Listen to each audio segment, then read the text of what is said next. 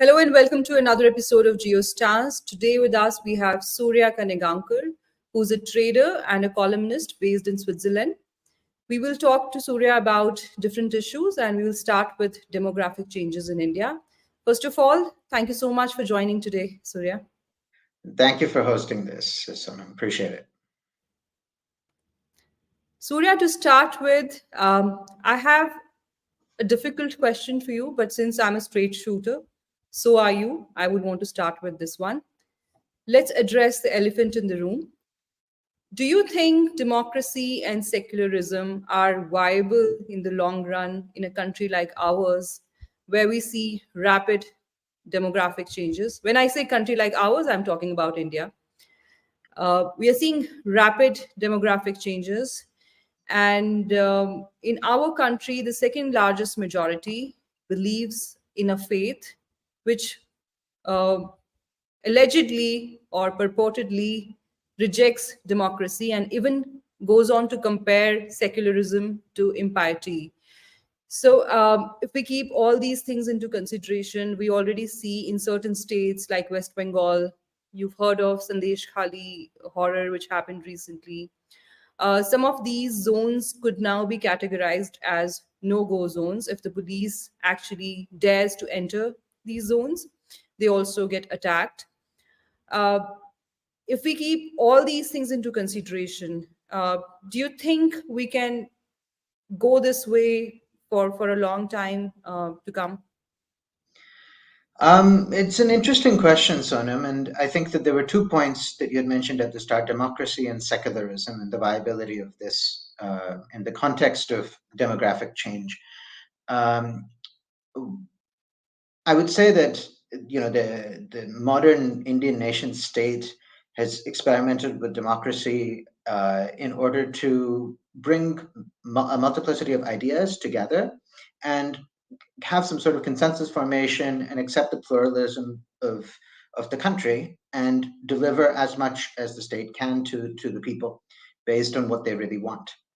Now, the question then arises as to as the demographics change in certain areas, what are the desires of the people, right? And is democracy able to deliver what the people want? And in many ways, democracy does. For example, you take a look at, as you said, West Bengal.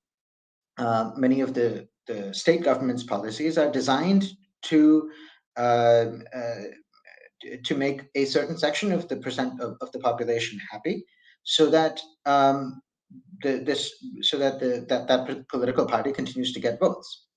And so, in many ways, democracy does deliver. But what it does, the question is what it delivers. Is that something that's acceptable in the long run for democracy to still hold? And I think that's a very questionable. Uh, I think that really is a bit of a problem when you see it in some areas, because the demand for exclusive zones which follow their own rules, their own laws, their own holidays. I think that this is a natural consequence of kind of appeasement, but also a demographic change. So the question then is, how does the Indian state deal with this going forward? Um, I don't think democracy is going to go anywhere. I just think that it needs to be relooked at, and we have to understand that we have that part of the demographic change is being driven by immigration, illegal migration from across the border, and some of it is due to a significant divergence in TFR between various communities. So, for example, the Hindu community in West Bengal has a TFR of about 2.5, or sorry, 1.5, if not actually a bit less than that. It's on par with many of the European countries, which are actually aging quite rapidly now. But the state's TFR is higher, and that's primarily because you're finding that divergence between communities. You also have, by some estimates, around 10 million illegal immigrants from mostly from Bangladesh, some from Burma, who have come into West Bengal. and that has obviously changed the demographic significantly. So um, the incentive structure in a democracy is to get these people to come in and vote, if you can give them something, right? And they will vote for you, and then they'll keep you in power. So democracy is a double-edged sword in the sense that if the individual or the party in power is is only looking to maintain power and nothing else, and not actually do anything fundamentally to improve the condition of the people or the country as a whole, then such immigration tactics to kind of boost their vote base actually works. You see this happening in Europe, for example. You see it in Europe, and you've seen this with migration. Their migration policies have benefited the left significantly, whether it's in the UK or Germany, Sweden, many countries. But until it got to a tipping point where people have started questioning this whole problem, and I think that's expected. The US State Department recently said that it is closely watching, as they always do, the developments unfolding in India. They're talking about Kejriwal's arrest, where, of course, he's been given a fair trial. He was asked to appear in the court many times. He did not. And, when we talk about the Indian judiciary, of course, it's not the best in the world. And we do know that it is not really committed to timely outcomes when it comes to common people who do not have those kind of resources to have the best lawyers in place. It's mostly about how sound you are economically. But when we talk of politicians, they have the best lawyers. They are very resourceful. So of course, when it comes to them, the judiciary is very committed to timely outcomes, and that's what the government of India also said. They say that the judiciary is independent, which is, of course, true to a great degree, I would say. But the US still feels that they need to closely watch what is happening in India. On the other hand, the judges in the United States, they have clear uh, political affiliations. In different states, the judges identify as Republicans and Democrats. They clearly take religious positions also. It's only in the US that we see a presidential candidate actually has to, explain whether he believes in the third gender or not. In a country like India, it's not possible, right? Cannot corner people to an extent where they have to say things they may not even believe in.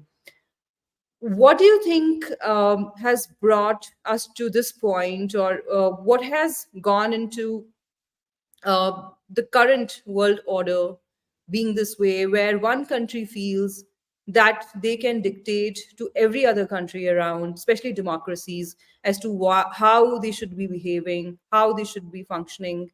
I'm talking about the US in particular. I think in many ways this asymmetry that's there in power between countries and across countries and where you have a hegemonic power like the United States, that power differential essentially manifests itself in hypocrisy, what many people would call hypocrisy. And it's something that I guess India has to live with in many ways, but has as the country's stature grows, as its geopolitical clout grows, as its comprehensive national power grows, um, India has the ability to push back to a greater extent. It has greater levers of power that it can use to its advantage in the geopolitical arena globally, and also kind of limit the sort of influence that you have from outside within domestic affairs, in domestic affairs, I would say. Now, is this something that are these problems going to continue persisting for the next 5 years, 10 years? Yes, and I think that if you look at, for example, the narrative that was there about China in the United States during over the last 20 years, um, it's been quite mixed. Now it's become quite sharp in some ways, because Xi Jinping did come out with something which was far more of a belligerent strategy, since he since he took power. But the fact is that there are elements in the US that benefit from China, that profit from China. So there's a mixed narrative that you find. And there was an interesting post by that I had seen on Twitter by Mishamaka Ravi. I think she had put up a very interesting post talking about the bias that's there in the coverage of different countries. And India has consistently ranked lower than China in terms of the sort of bias that's there, or rather higher in terms of bias, you would say. Um, and it's fascinating because ultimately, India is not the sort of geopolitical heavyweight that China is today, and sort of competition to the US, but it consistently garners worse coverage. And this is all part of a much larger strategy, you can say, to kind of keep a country down, to make sure that not one, to keep it down, two, to actually create problems. And those problems are much easier to kind of trigger and have in a democracy. We know this, right? The But ultimately, the Indian government has to deal with it in whichever way it can. And when it does kind of deal with these problems, it will be called authoritarian, it will be called autocratic. But I think this is a natural, these are growing pains that we have to deal with. I won't necessarily say that it's bad practice, to be honest, because we'll have to deal with more going forward. You spoke about the asymmetry, and I do agree with you. We are more of a regional power, growing regional power. The US, whether the world likes to believe it or not, they're still a superpower. Of course, uh, they're probably not being seen the way they used to be seen 10 years ago. They've lost a lot in terms of credibility, especially after the Afghanistan debacle. But the fact is, it is a global power, and we are a growing regional power. We have our hands full in this region. On one hand, we have Pakistan, on the other, we have China, and sometimes they become a problem together. US's interests when it comes to Asia are primarily centered in East Asia, if you see. How do we navigate this challenge of sticking to our own interests, getting these realized in the long run, while also maintaining close ties with the US? Because our interests somewhere they do not really align when it comes to the larger goals of both the countries, because US has interests which transcend international boundaries. On the other hand, we are trying to grow big in our own space and be a formidable force so that others don't disturb us. We don't really have any expansionist designs, but when it comes to the US and China, both of them do. I would contest one point. The thing is that we have to look at what expansionism really means. You see, in India's case, I would actually argue that we need to expand the sphere of influence. And India had a sphere of influence. We go back in history and see the Indosphere was, covered pretty much from parts of West Asia all the way through to Southeast Asia. And you could say even the broader Indosphere, you could say, is cultural sort of impact that Indian culture had was all the way up to Japan, right? So, in this is something that we need to kind of reimagine in some ways as in a modern era. Um, and I would not say that this is that that we have to kind of stick to just our region, which is the subcontinent. I think it will naturally end up being responsible for security. Being a net security provider in the Indo-Pacific means that we will end up growing our naval presence everywhere in this region, and perhaps even edging into the Pacific. That's also a possibility in the long run. Um, and if you look at China's expansionist designs, they overlap with where we see ourselves in the future. Right now, they're overlapping with just our territory, which is a big problem. But these problems are going to get bigger and more complex going forward. What the US, one of the issues that the US actually has is that, and you rewind to the fall of the Berlin Wall and the collapse of the Soviet Union, you would say that from that period till, you would say, maybe 2001, when they made a big mistake, I think, by admitting China into the WTO, and then by invading Iraq in 2005, and by staying in Afghanistan much longer than they should have, losing credibility along the way, and then allowing China to grow to this point that it became this challenge not just to the U.S. but also to the security architecture in Asia. I would say that all these have contributed to the U.S. being potentially one of the shortest. If you look at a globally dominant player, it's probably had the shortest time at the helm. 30 years. 30, it may extend for maybe another 20 years. So maybe 50 years at the top. If you look at the history of empires and civilizations, the top civilizations typically last for much longer at the helm of affairs. So, and the US is not going away anywhere. It will continue to be an extremely dominant force, and primarily benefiting from its geography, its geographical location, nestled between the Atlantic and Pacific, where it doesn't have to deal with a lot of the demographic problems that and the old world problems, as you may say, of religious conflict that may be there on the Eurasian continent. But it's something that they have to deal with, maybe perhaps in a different way, with illegal migration, but not to the same extent. So they have this benefit of a very large country with a lot of natural resources and favorable geographical location, which I think will stand them in good stead in the future. So there will be a pole in the world for our lifetime at least. But we also have to look at what are the problems domestically in the US, right? There are a lot of narrative wars, culture wars that are really eating away at the fabric of the US. The American dream itself has really got a severe beating because of the policies of the Federal Reserve, because of the sort of national debt that they have racked up over the years,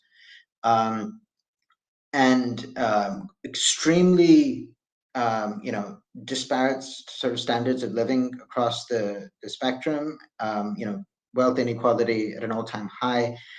So you're seeing something manifesting in the US, which we don't know what kind of turn it will take. So, I mean, but when you look at, for example, you come back to the Eurasian continent and you see these conflicts that are there in India, China, India, Pakistan, the conflicts which, these problems that are there festering maybe from the time of partition inside India itself, which are not going to go anywhere, which are here to stay, these problems. How can India address these while trying to grow and achieve its ambitions? And that was the other point that you had asked. I would say that the first objective is to gain economic size. Once you get to that 10 trillion sort of mark, and I mean, this is just an arbitrary number, but at the end of the day, that would translate to roughly around $6,000 per capita GDP, which means that more or less for a young demographic, I mean, we have to remember that India would have like when it becomes a $10 trillion economy, it would have probably a median age of 31, 32, something like that, which means that for a very young demographic, $6,000 per person is not really the worst. And you actually have a reasonable human development index for these for the majority, and at the same time you have basically assuming that defense expenditures anywhere between 2.4 to 3%, if it's in that sort of range, the sort of defense expenditure that India will have when it reaches a $10 trillion economy it's enormous. I mean, we would be looking at around 250 billion to $300 billion a year. Now, when we compare that to what we have today, we're spending about 70 to 80 billion, somewhere in that ballpark, right? So the sort of military might that the country will have, primarily because of its economic size, will take it much further in the geostrategic domain, and at a much faster rate. So what it can do in the Indo-Pacific, in the Indian Ocean, in the Indo-Pacific will be much more. And I think that as that grows, I think the threats also start growing, right? Because you will end up, meeting the Chinese in the ocean quite often. There will be more clashes potentially in the Himalayas. Um, and but our ability to thwart any of these problems also becomes much, I mean, relatively easier as we develop, which is why this period of time between now, when we're saying 4 trillion to $10 trillion economy, is actually a very dangerous period for India, because no country, whether it's the United States or China, would want to see this country grow at a very rapid rate. I mean, some growth is okay, but kind of slightly below its optimal. And when you do that, you can keep the country a little bit, mired in its own problems. If you can create those problems and trigger those problems, and then you can deflect, you can actually make some moves. Like the Chinese can feel like they can make some moves into the country. If they, and the U.S. can try and get involved in domestic affairs, as we have seen, I think, quite clearly. Um, this is a and any sort of pushback against this will be called authoritarian. It will be called, I mean, it will be labeled anything by the West, especially Western media. And I think we just have to take it on the chin. As I said before, just take it and move on, right? The key to unlocking in the real potential of India is through domestic reforms. And it comes back to the point that you had mentioned earlier about democracy. Um, this concept of, there's some people who have said there's too much democracy, right? At some point, there's a fine balance between centralized authority, which says that these are the policies that we must implement. For example, the labor code, the labor reforms that were there. Now, West Bengal was not willing to implement them, but now they're saying that you have to implement them, because otherwise you're not going to get the industrial growth that you need. And India has a window of 20 years, a demographic window of 20 years. If you do not capture these 20 years, already in many areas, the TFR has gone below one. Below 1.7 or so. It's around 1.5. Many states in southern India, they're aging rapidly. If you do not industrialize in the next 20 years, you might have to wait for maybe a couple of centuries before things change. So this is the time. So if it's the best time for us to accelerate, it's also the most vulnerable time for us as well. When you have international powers competing for geopolitical space.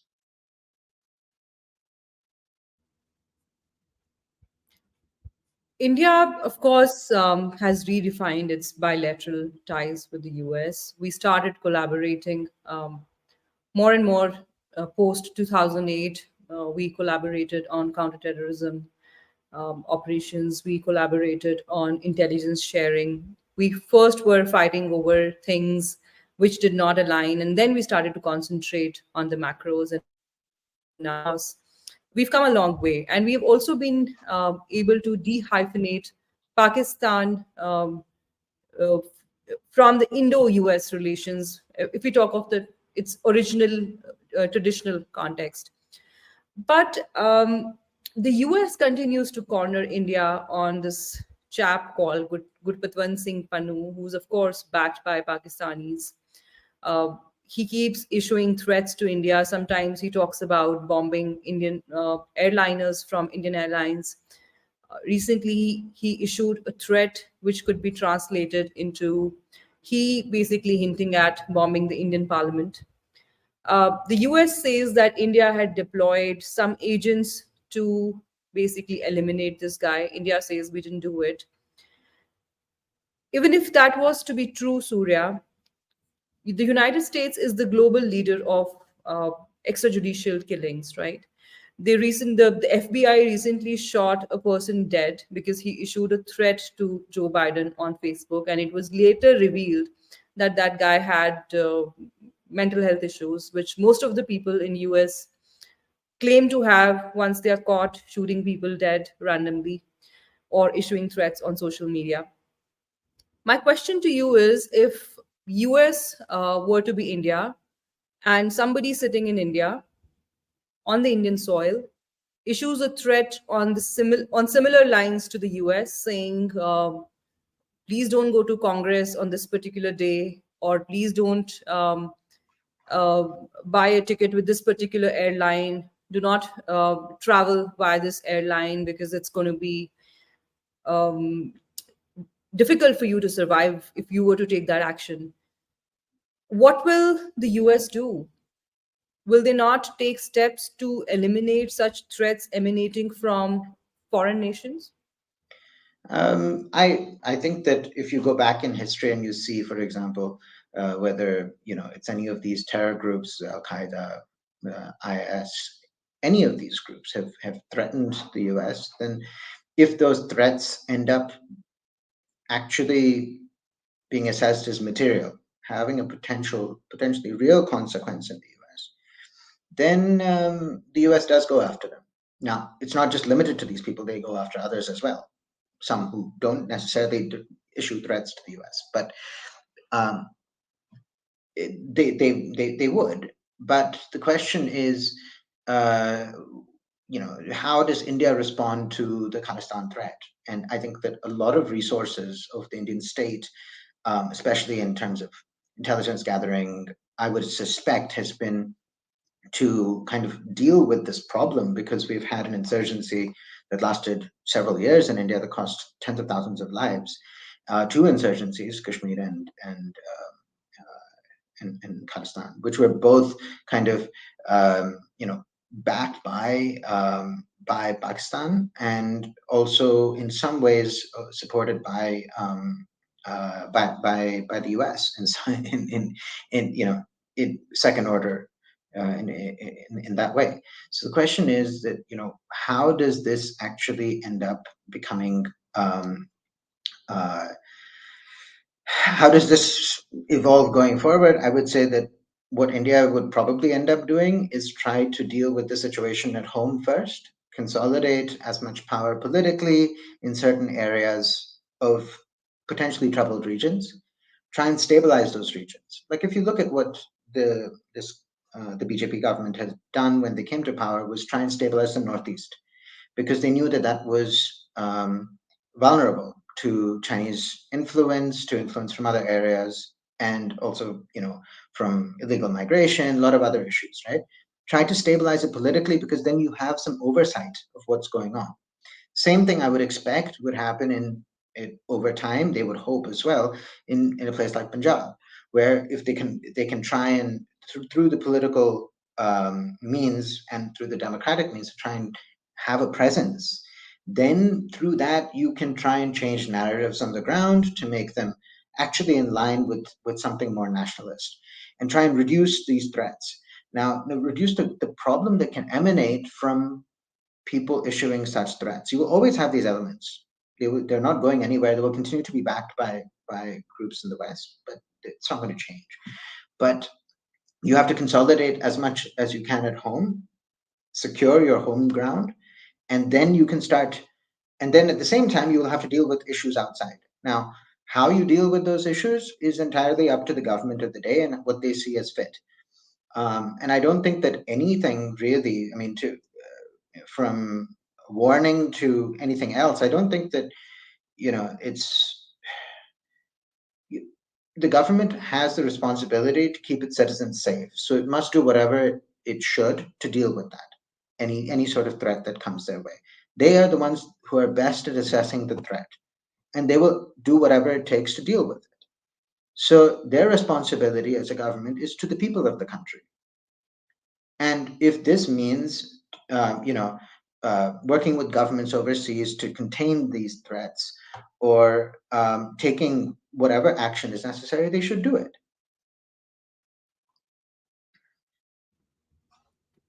But I doubt they are doing enough at home. The last I checked, they're trying to forge an alliance with the Akalis, whose history is not very great when it comes to Khalistani separatism. Anyway, let's move on to Kashmir, and this is my last question to you. The Home Minister, in a recent interview that he granted to a local news media outlet, said that the government of India has a 7-year long plan, following which they will slowly and gradually withdraw troops from Jammu and Kashmir Mm. and send them back to the barracks. I come from Jammu and Kashmir, you know, right? And back in the day, it used to be such that every time there were communal clashes, I'm not even talking about terrorism emanating from foreign soil. Whenever there were communal clashes between different communities, the police generally used to be very hard on the Hindus. Uh, at times, there were actions taken which could be categorized as extrajudicial. In our own family, we've gone through certain things. I wouldn't like to talk too much about that because it's a very emotive issue for me. Uh, the government says that we will mostly be relying on the police and we will make sure that there are reforms and the police is more capable of handling it. I do understand that most counterterrorism operations in Jammu and Kashmir today are joint operations, but the majority of operations are still handled by RR. And end of the day, the police is subservient to the politicians in India. They do not really function very independently. They take orders from the politicians, and your police is only as good as your politician. We are going to state elections this year, and of course, the Kashmiris have a hegemony when it comes to JNK, even though Jammu has more area and population, but Kashmir has more representation in assembly. So it looks like the Indian state has a fixed plan when it comes to dealing with Jammu and Kashmir, that we have to deal with Jammu and Kashmir through the Muslim lens. We need to have Muslims uh, in the leadership positions. Any strong leader emerges in Jammu, he's always sidelined, victimized. This is something I'm telling you from my experience on the ground. You may disagree. Do you think it's a conducive move to withdraw troops from Jammu and Kashmir, because this act was imposed on JNK post Kashmiri Pandit genocide or ethnic cleansing? Because this doesn't make me very comfortable going by the history of what we have seen. And there is also this allegation against the LG right now that all his eyes and ears are either Kashmiris or people from other states. He doesn't really entertain leadership from Jammu. We are the people who actually kept the idea of India alive in JNK at the cost of our lives sometimes, and never got the due. And now the government decides that they are going to slowly withdraw the troops. It makes us feel very vulnerable. What are your thoughts about it? Um, well,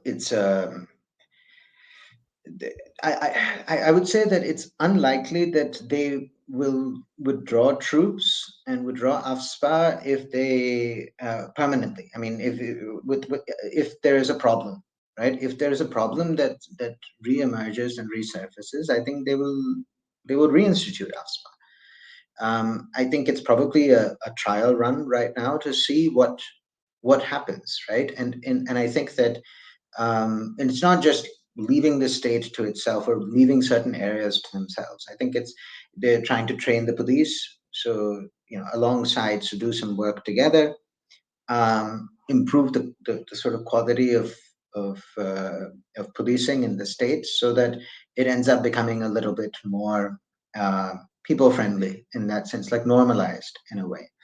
Now, what exactly you mean by people friendly? I think that it cannot be such that the police is communal, right? Which you seem to, I mean, from your experience, it seems to have been the case, right?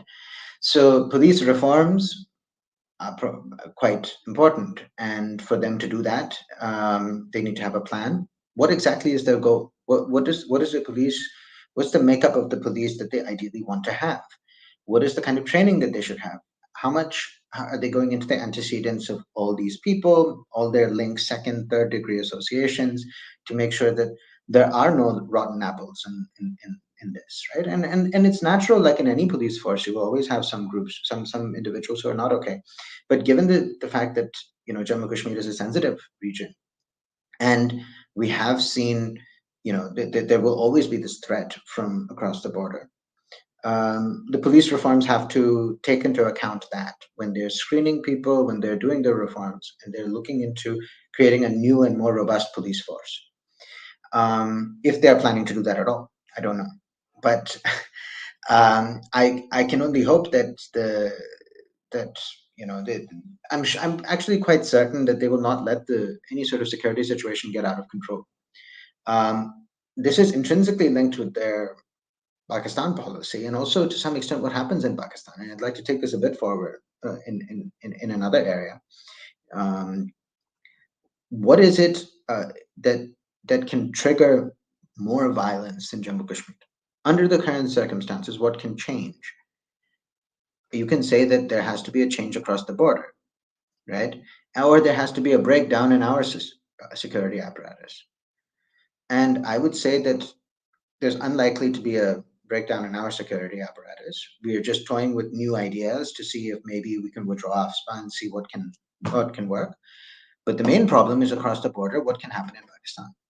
Pakistan occupied Jammu Kashmir. If they end up in a civil war-like situation at some point, if they end up becoming like another Afghanistan.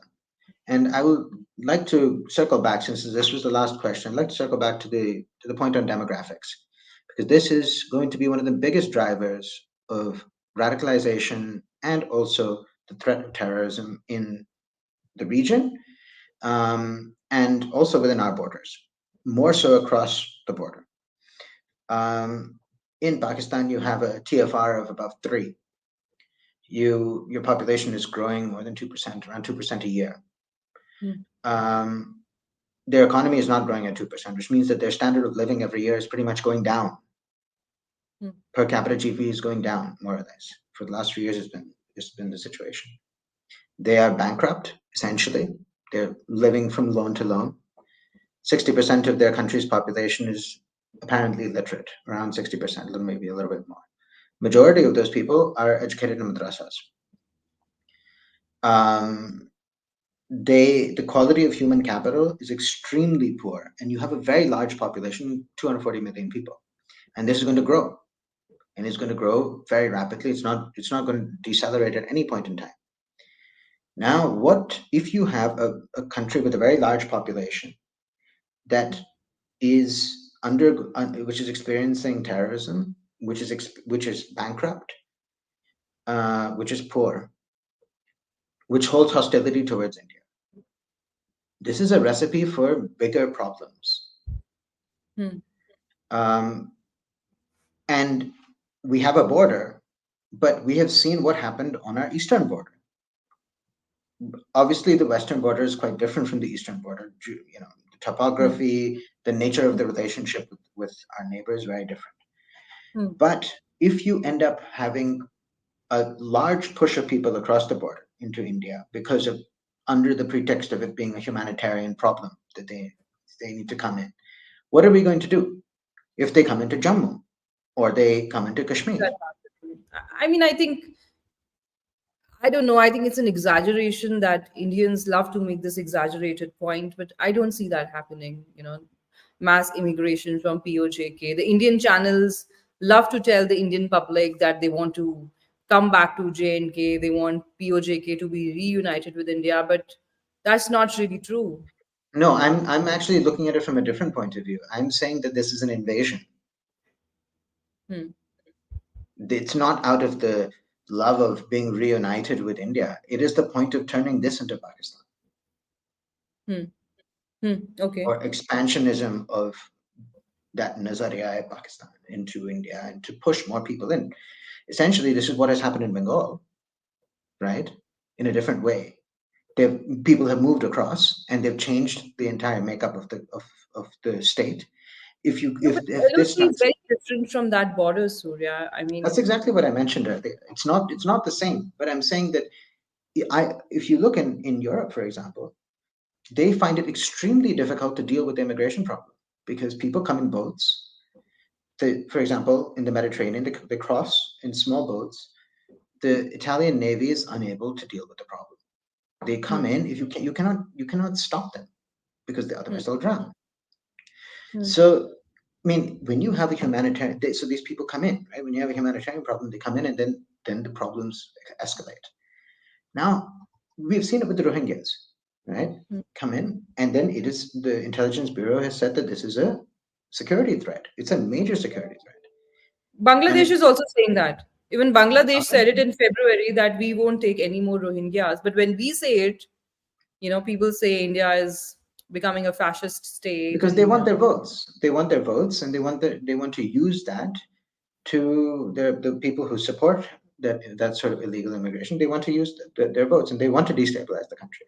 But coming back to the point about instability, I'll give another example. Afghanistan, when the US started bombing Afghanistan in 2001, Afghanistan's population was roughly around 20 million. Hmm. Today it's more than 40 million. 100% increase in 20 years. What despite what has countless happened to Afghanistan? Is it more stable today or less stable today? Right? When you have that sort of rapid population growth without the infrastructure, without the economy to support the education of these people, you're basically creating the conditions for chaos. Hmm. When you have that level of chaos next to you, how much can you shut it out? Now, people will say North Korea, South Korea, two very different countries, but North Korea is not. Has I mean, it's not a Pakistan. It does not have that chaos, Hmm. right? This has the chaos. So we have to be extremely cognizant of this when we're dealing with the security situation on our border, and especially in places like Jammu Kashmir, right? And the point, and addressing your last point about giving, like, about democracy and how it works in these sort of places. I mean, ultimately, eh, in Jammu Kashmir, maybe there might be a possibility down the line to make it into multiple states, not just one state. You break it up into multiple states and try and administer it differently. I also think that across the length and breadth of the country, there should be many more states. That's my personal opinion. You should have 60, 70 states. Small states, they can be governed better. There's greater responsibility, direct democracy, and you need a very strong central government and many states, and you will get the best out of your economy. You will get the best out of your people and best out of your politicians. Hmm. And I don't know how this really fits. Maybe this is something that you can ask one of your guests who are focused on security. Your border regions, border areas, Hmm. they have to come under central control, at least for a certain number of kilometers. And maybe that sort of area has to be widened across the entire length and breadth of the country, or length and breadth of the borders, so Hmm. that we have greater surveillance. I mean, on the Burmese border, they're going to fence it for at a cost of several $billions. It'll take 10 years to do it. They're going to do that. But you need to clear the land, you need to control that area, and you need to make sure that I mean, you basically need to do this across your country. If you don't do this, you're going to get invaded. Hmm. I mean, legally, by illegal immigrants, or through some sort of real conflict. Hmm. So Right. But I feel it's a very myopic assessment of the central government actually thinks that um, it's going to be okay if they withdraw troops from JNK, because it's not just physical infiltration. There's rampant indoctrination going on just because some people have flipped sides overnight for immediate gains and lucrative positions in the local power corridors as well as some positions in Delhi. That doesn't really change reality too much on the ground, is what my assessment is. And otherwise, also, Surya, I mean, the problematic area is now increasingly becoming Jammu. It's the new frontier. And troops were withdrawn from Jammu after the Galwan clashes. And we saw that some of these terror organizations like TRF made immediate gains. This whole beheading thing that happened a few months ago in Thanamandi area, it's in Rajouri district. So that didn't happen in Kashmir, that happened in Jammu. Now, these things were unimaginable post 2005 after the military operation that was done in this area. But some gains have been made, and no matter what Pakistanis say, the fact is the infiltration still is happening, not at the scale that it used to happen at earlier. But online indoctrination is rampant, and the terrorists are getting very smart. uh, they know how to indoctrinate people. They do not really need to take these people across the border now, and I hope we keep up with that, because just focusing on um, you know uh, intelligence online is not going to be enough. What I hear from my own sources is that we stopped focusing on human intelligence as much as that we used to do earlier, and we've learned some lessons, and I hope we make some amends and continue to cultivate more sources on the ground, because that's how it works. Thank you so much for your time. Yeah, go Yeah. ahead. Have any Yeah, just to round off your point, online radicalization is obviously something that, if you want to counter, you need more control over the internet. Now, um, if we go down that path in India of controlling the internet more, um, Right. which I think is almost we will have to do it, because Yeah. looking at the way AI is developing and the sort of disinformation that can be pushed using that, very dangerous. It can incite. It could be weaponized to incite violence on the ground by our adversaries, and I think that we will be left with no choice but to regulate. And when we do make that decision, there will be a lot of pressure globally to say that we are turning into another China. True. It's just that the Chinese were a little bit smarter because they knew that this problem was going to come. It was just a matter of time. True. How they have controlled the internet and how they've thought policed their own people is a different story. Hmm. But the idea of having a strong but benevolent state that does control certain areas, certain domains for the benefit of the state's security and for the people's security. Right. That is something that that needs to be communicated to the public True. in some ways. In fact, you take a look, and give you an example of when TikTok was banned in India. I don't think Hmm. anyone really complained. I mean, a few Yeah. people complained for a little bit. Nobody, because Indians, by and large, if they know that the state is doing something for their own interest when it comes to curtailing certain freedoms, Hmm. they're okay with it. It shouldn't really affect their personal life too much, but they will have to do something to kind of control the way proliferation of content on the internet, which is going to basically incite violence. We have to remember that Pakistan's thousand cut strategy is very much a part of India today, because we have an extremely large radicalized population in terms of absolute numbers, right? It may not be in percentage terms, but absolute numbers they are. And this is going to Right. get worse. So how do you deal with this? And how do you de-radicalize people? Right? Right. Not I don't think building a house, building a toilet, building giving a gas connection or water connection, is that going to de-radicalize people? No. It can buy peace for some time, and not always. I think that we need to understand that the problem is much deeper, and um, it's too large for the state to manage, perhaps at this stage. Maybe once it gets more organized, once it develops more, as India develops and gets richer, it has more tools available to it, more money at its disposal, and more capability. State machinery becomes stronger to be able to deal with these problems. But they need to keep an eye on this constantly, because the threat is going to only increase over time. Right. So,